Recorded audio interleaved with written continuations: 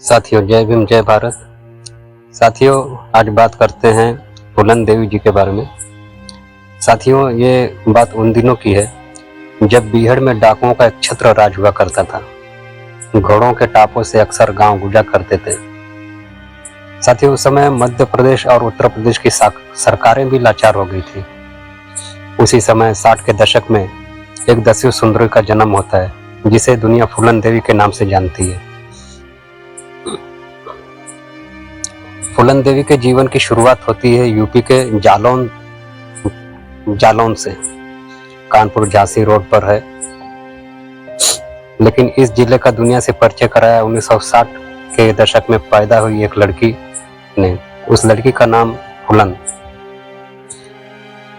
सही सुना साथियों, उस लड़की का नाम था फूलन। 10 अगस्त 1963 को गांव घूरा कपूरवा में फूलन का जन्म हुआ। उम्र महज 10 साल। गुस्सा और तेवर बड़ों जैसे। ऐसे में घर वालों ने हाथों में बेड़ियां बांधने का सोचा। लड़कियों को बांधने का समाज में सबसे प्रचलित प्रथा रही है। हाथ पीले करने की फूलन भी उसी फहरिस्त में शामिल हो गई। 10 साल की उम्र में ही घर वालों ने जबरन शादी करा दी। इसी गांव से उसकी कहानी भी शुरू होती, जहां वो अपने माँ बाप और बहनों के साथ रहती थी। कानपुर के पास स्थित इस गांव में फूलन के परिवार को मल्लाह होने के चलते ऊंची जातियों के लोग है दृष्टि से देखते थे। इनके साथ गुलामों जैसा बर्ताव किया जाता था। फूलन के पिता की सारी जमीन उसके भाई से झगड़े में छिन गई थी। फूलन के पिता जो कुछ भी कमाते वह जमीन के झगड़े के चलते वकीलों की फीस में चला जाता।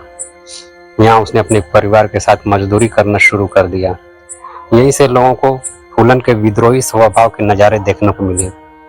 एक बार तो जब एक आदमी ने फूलन को मकान बनाने में की गई मजदूरी का मेहनताना देने से मना कर दिया, तो उसने रात को उस आदमी के मकान को ही कचरे के ढेर में बदल दिया।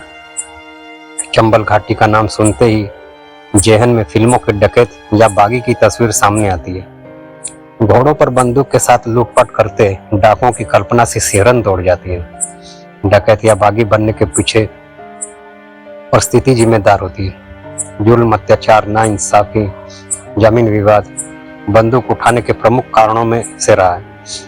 चंबल के बीहड़ में फूलन देवी का नाम डर और आतंक का पर्याय था। बीहड़ से लेकर संसद तक का सफर करने वाली फूलन देवी की कहानी उत्तर प्रदेश से शुरू होती है। अब फूलन का उठना बैठना कुछ नए लोगों के साथ होने लगा। ये लोग डाकुओं के गैंग से जुड़े हुए थे। धीरे धीरे फूलन उनके साथ घूमने लगी।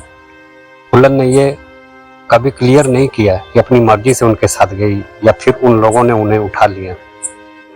फूलन ने अपनी आत्मकथा में कहा शायद किस्मत को यही मंजूर था।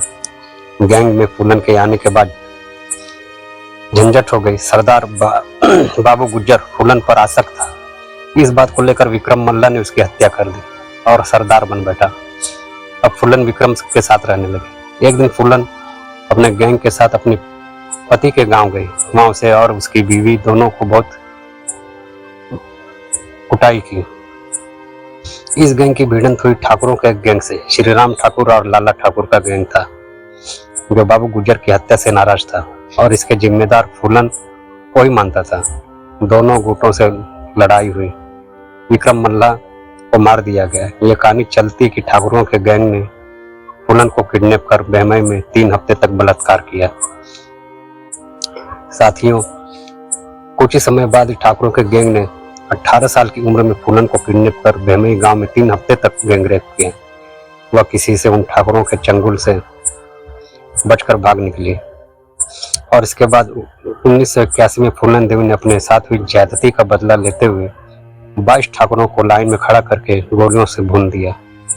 इस घटना के बाद ही फूलन देवी की चर्चा चारों ओर होने लगी और उनका नाम बैंडिट क्वीन पड़ गया।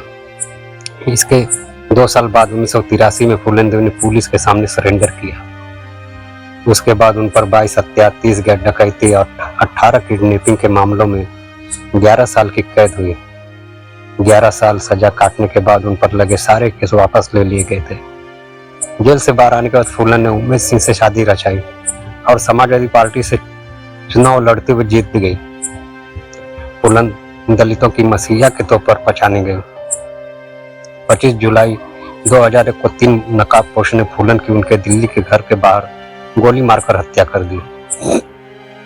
साथियों, धीरे धीरे समय बीतने के साथ ही उनके साहस की वजह से डाकुओं में भी उनका कद बढ़ने लगा। कुछ महीनों के बाद फूलन देवी ने एक एक करके अपने जुर्मों का बदला लेना शुरू किया। उन्होंने फूलन देवी को मारे जाने के पीछे शेर सिंह राणा का हाथ बताया जाता है, जिसने फूलन देवी से 22 राजपूतों को एक लाइन में खड़ा करके मारने का बदला लिया था। साथियों, ऐसी वीरांगना बहुजन नायिका सदियों में विरले ही जन्म लेते हैं। फूलन देवी की शहादत को यह देश सदा याद रखेगा। इस महान नायिका को लाखों लाख नमन।